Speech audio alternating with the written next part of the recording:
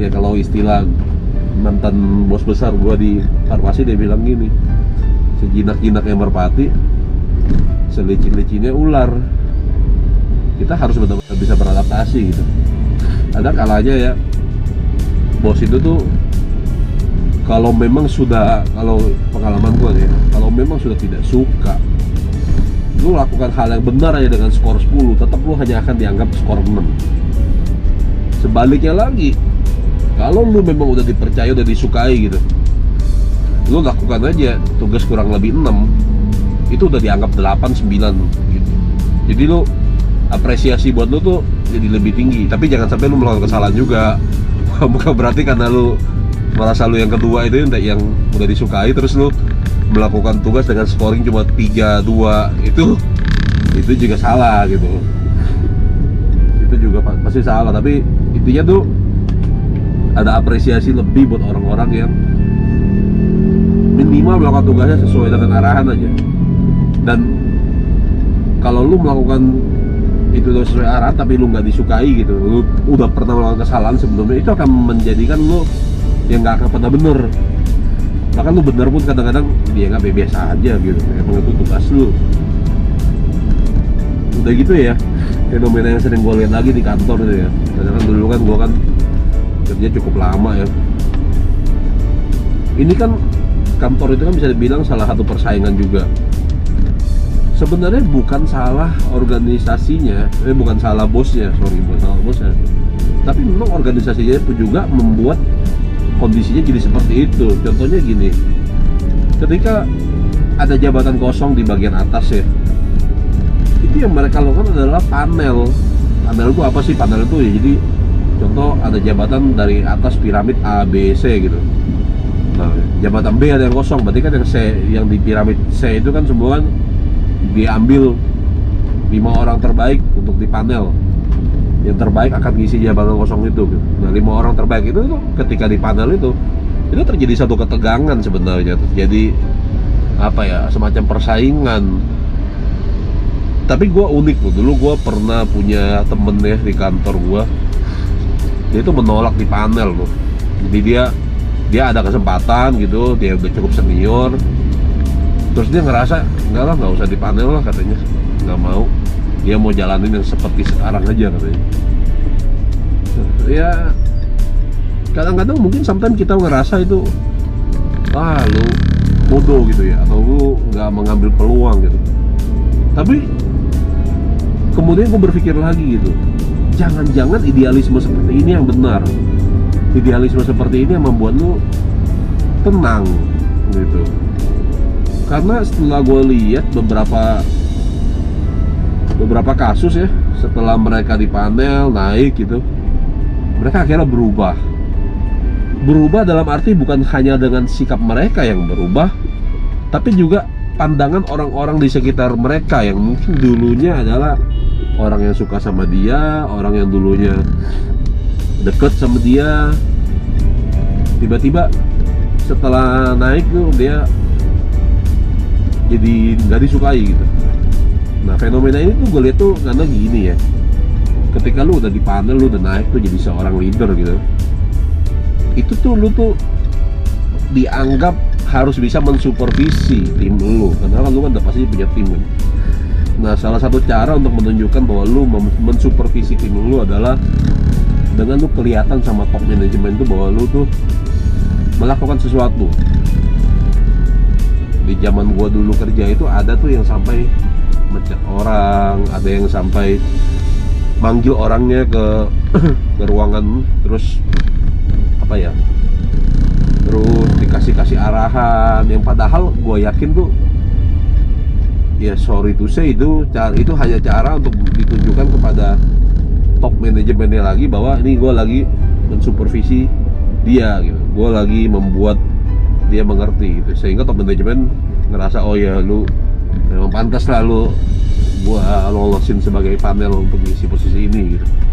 Nah kayak gitu. Jadi di banyak perusahaan ya, gue juga ngalamin kan, gue 2 kali kerja di perusahaan besar ya, 3 kali sih sebenarnya, tapi yang gue benar-benar gue anggap 2 kali lah, karena itu yang rentan waktunya cukup lama di perusahaan farmasi sama salah satu FMCG terbesar di Indonesia lah.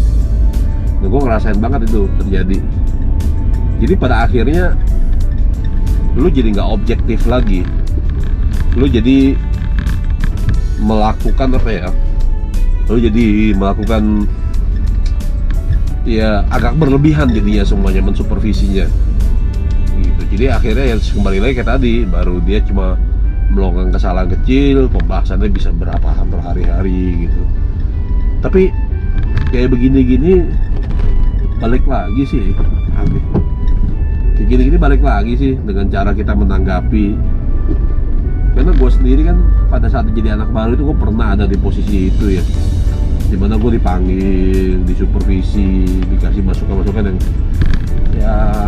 ya bukannya jelek sih ya, tapi ya kita tahu lah gitu loh, hanya perlu diingatkan sedikit. Nah, tapi di situ gue jadi belajar gitu, bahwa kembali lagi kata salah satu top manajemen di perusahaan itu, dia bilang sejinak-jinak merpati, selicin-licinnya ular.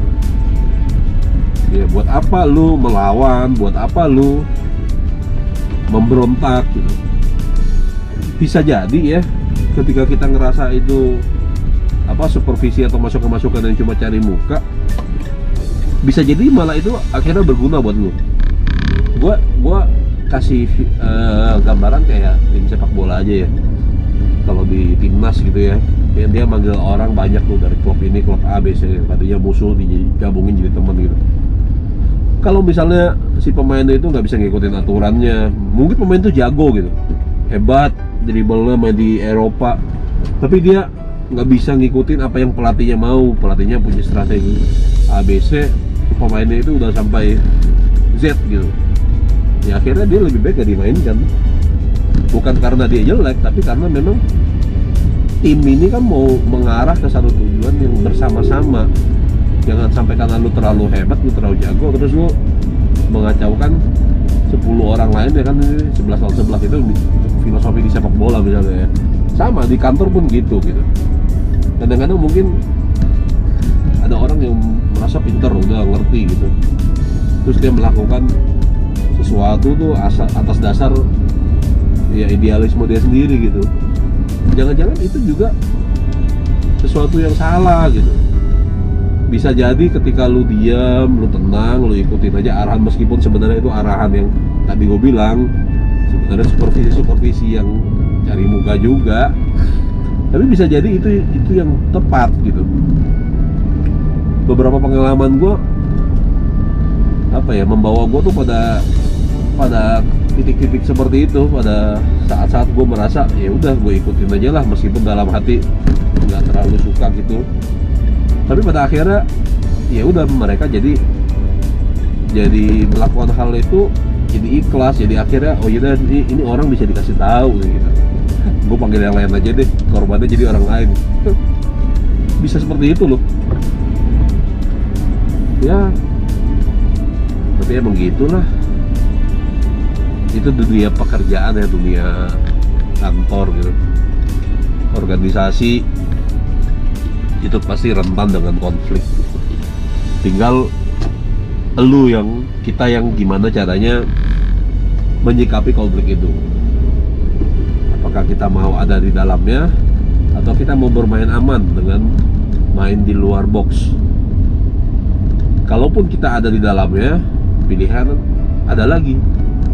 Apakah lu mau ikut mengaduk-ngaduk di dalamnya, atau lu cuma sekedar berkecimpung, lu cukup tahu semua, atau pilihannya lu bisa jadi orang yang menengahi, menjadi solusi, mencari jalan keluar. Ya itu mungkin pilihan yang ketiga, itu bukan pilihan yang mudah ya, tapi memang dalam organisasi satu perusahaan itu yang paling diharapkan. Nah ya itu sedikit lah ya tentang kehidupan kantor. Iya, ada lagi nih yang sering terjadi itu ya di kantor itu ya, mungkin teman-teman juga para budak-budak korporat juga sering mengalami. Namanya kantor ya, itu sangat sering sekali terjadi cinta lokasi, cinlok, cinta lokasi. Bahkan gue sendiri ngalamin sebenarnya waktu itu. Jadi gue pacaran gitu dengan salah satu orang yang memang staff di situ gitu, di kantor lama gue. Terus kita ya udah, meskipun sekarang udah enggak ya, udah belum kontak. Jadinya tuh kantor itu kan, perusahaan itu tetap paling suka meng-hire orang yang fresh graduate. Kenapa meng-hire fresh graduate? Pertama, orang-orang fresh graduate itu kan dia lebih update, dia lulus di tahun terbaru, jadi dia ilmu-ilmunya masih ilmu-ilmu baru. Dan yang faktor kedua, ya menurut gue jangan-jangan ini faktor pertama sebenarnya, itu adalah masalah gaji. Karena fresh graduate itu biasanya gajinya adalah ya UMR gitu, atau ya UMR lebih dikit gitu. Nah terus yang menarik lagi dari fresh graduate, meskipun dia minim pengalaman, tapi fresh graduate itu seperti gelas kosong. Jadi fresh graduate itu gelas kosong yang lu mau isi air apa, lu mau isi dengan media apa, itu ada di tangan lu. Beda dengan orang-orang yang sudah berpengalaman atau bahkan udah kan di kantor itu lama gitu. Makanya gue sangat setuju banget kalau ada temen-temen yang di kantor itu udah kerja beberapa tahun terus ngerasa jenuh dan memilih untuk pindah. Karena sebenarnya nggak sehat juga kalau lu terlalu lama di satu perusahaan, misalnya sampai belasan tahun itu, di atas 5 tahun, tapi lu dengan pengembangan karir yang itu aja dan lu juga tidak menikmatinya. Itu menurut gua tahu ya, mungkin omongan gue ini akan jadi apa, bahan bulian orang.